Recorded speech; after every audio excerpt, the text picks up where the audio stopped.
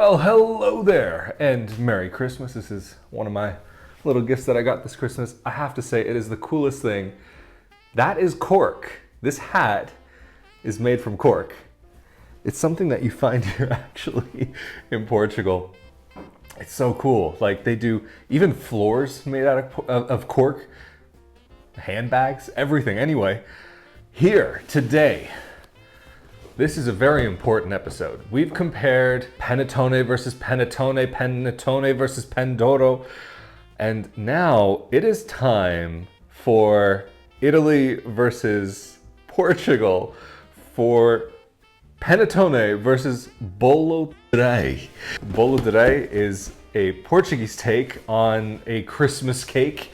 I think there used to be a tradition, I heard this somewhere, I don't know if it's this cake or another cake, that there was like a key or something that they put inside, or a coin, and they would bake it and they would slice it off, and whoever got the piece of metal, like the coin or whatever, in the cake, in their slice, they were the ones who had to pay for the cake next year. So I don't know if that's true. It's something I heard, and it could be about another type of cake, but whatever, it sounds good enough. But this panettone I brought with me all the way from Rovigo. It's from probably the best bakery there, Pasticceria dei Frati. Fantastic. So I actually put this in my suitcase because I knew it would be worthwhile. Even like, look at the way, because they had two different types of boxes. This was the not as nice box, but still, look at how it's, you can't even, I'm not going to be able to properly show this on camera, but it's such a cool way to have a box, and then inside you have the panettone. But if I can get it out. Look at that. It's beautiful. This thing was overpriced, but I knew it would be one of, at least the last time that I could get a panettone, probably this year. So I thought I may as well go all out and get a nice one. It's like, I want to say 30 euros, 35, something like that. It's with orange and chocolate. Very excited, very, very excited. But for those of you who've never seen Bolo Rei before, this I would say is a pretty fair representation of what it is. You have a little cake like this.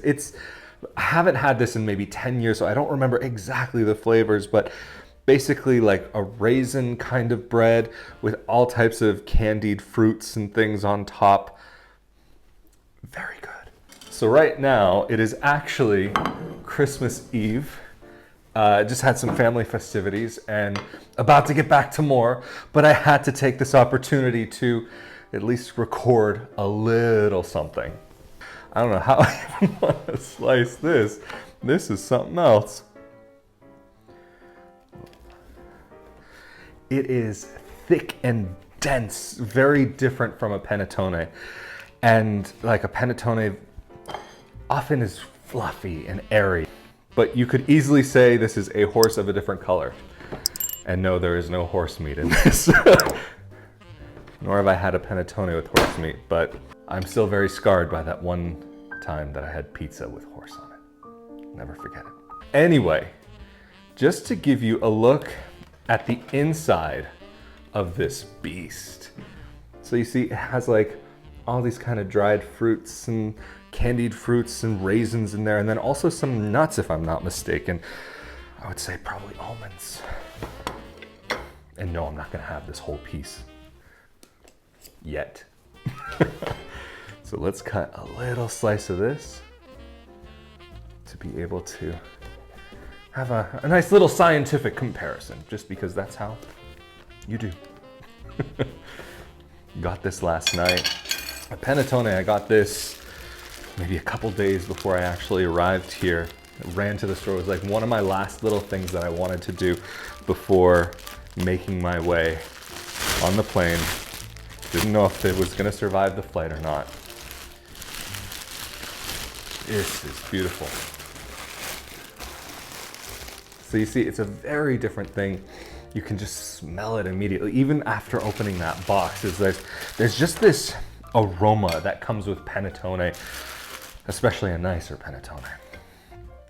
How am I gonna do this? I could just rip a piece off.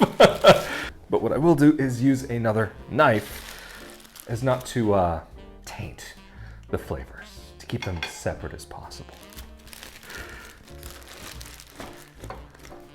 And what I'll do is also, I'll give you a little cross section on this one, but the thing is with panettone, you have all different kinds of panettone that you can find. You can find plain ones, chocolate ones, candied fruits. I'm partial to chocolate. And especially there's one, I can't remember the name, it comes in a yellow package. If I remember, I'll put it on the screen here. That is my favorite one. It's got tartufone. It's the same color as this shirt practically, a little brighter yellow. And it's got chocolate and nuts on the inside and then chocolate on the inside. It is too good. If you ever see tartufone, my personal favorite. Anyway, I'm just gonna quarter this one up because taking a whole half would be a little tricky. Thankfully, it's somewhat separated from the paper already. The one thing about panettone that gets a little annoying is the paper. All right, separating it from the paper is can be a job, and I've yet to figure out the proper way to do it, but I think this is working. Anyway, just a little cross section. So you see lighter, airier, I mean even, oh, that's unusual for, whoop, that's very unusual to get the big air pocket like that. That's like €3 worth of space right there.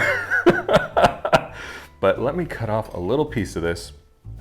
It's getting everywhere. And, whoop, it's really getting everywhere. So,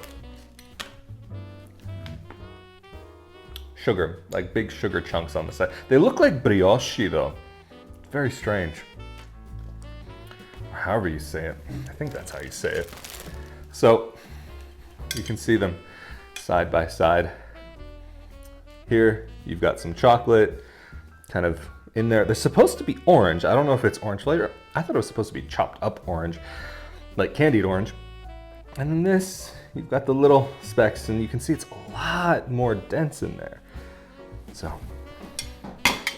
you know what? I'm gonna have to go for the Bolo Rei because it's been more than 10 years since I last had it. And I really remember loving it.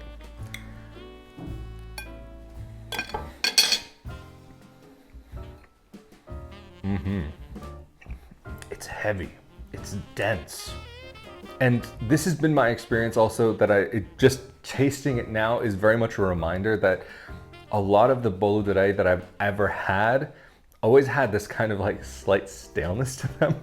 I don't know if it's supposed to be like that, but I feel like everyone I've ever tasted has that kind of slight staleness, but it is like super thick, super dense. You need like a steak knife to get through this. Hence why I have one. So good though. It's got nuts, it's got the fruit, and a lot of that sugar on top. I got a piece that didn't have so much of the candied fruit on it, but I'll be a very happy camper. But getting back to that stale thing, this one's not that stale. It's just got a lot of weight to it. It's probably even more dough than what you would get in the panettone. I mean, significantly heavier. It's probably more dough, just much more compressed and compact than it is in that. But I have to say, I am a little disappointed with this one, this panettone. I haven't tasted it yet, but it's pretty small. Like, especially the ones that you get in the supermarket, they can be just like maybe maximum 5, 6, 7 euros for a supermarket brand one. Or one of them, not necessarily branded by the supermarket, but one that you would find in the supermarket. And they're all really good. There's maybe only one time that I ever had one that just wasn't that great. But you know what? I'm gonna be a monster about this and just eat it with my fingers. Cheers.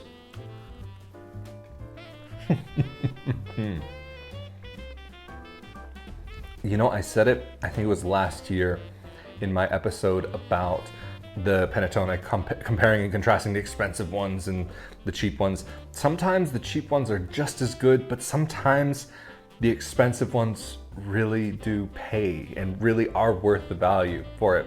But you have to try both. You can't just have one. You can't just have the other. But which do I prefer? I don't prefer either. I want them both. In life, you don't have to say this or that. I want both. That's my personal opinion. I guess it would depend also. There might be certain times where I'm more in the mood for Panettone, but there might be other times where I'm more in the mood for Bolo Rei. And you know what?